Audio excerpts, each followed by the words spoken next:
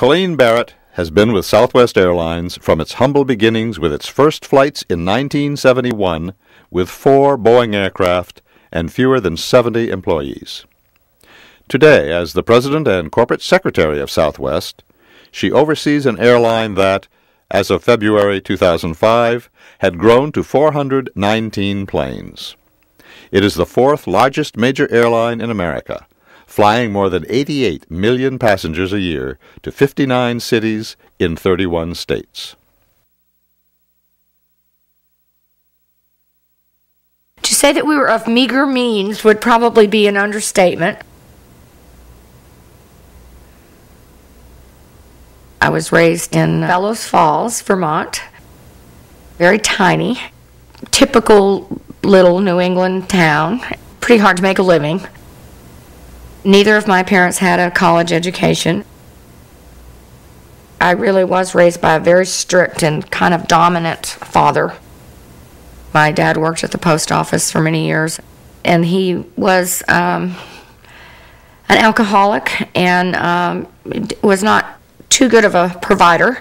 My mother was primarily the breadwinner for the family, and she was a key punch operator at a tool and die company. She pretty much worked 6 days a week most of her life. Just watching her, she taught me to be sort of a problem solver. I mean, I knew that whatever I did by way of school, I was going to have to do on my own. My parents didn't have the means really to help in that regard. I got a scholarship. I got one of those government loans. I lived off $5 a week, and I did a lot of babysitting when I was there, and I lived in a dorm, so I had 2 meals a day.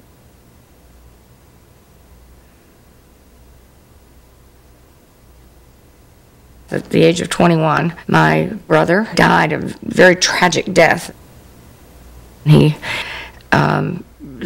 just slipped, a perfect specimen of health, and slipped on a flight of stairs and hit his brain, and he never regained consciousness.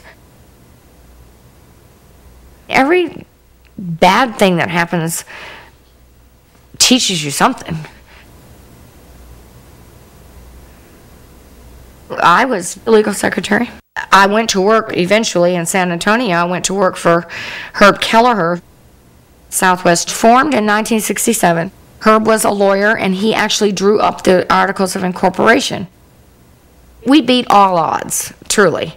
It took us 3.5 years until we put our first airplane in the air because there were so many adversaries out there that didn't want us.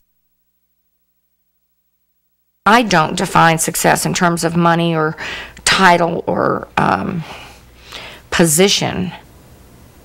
Success is, at the end of the day, did I accomplish something worthwhile today? And did I do it right? Did I do it ethically?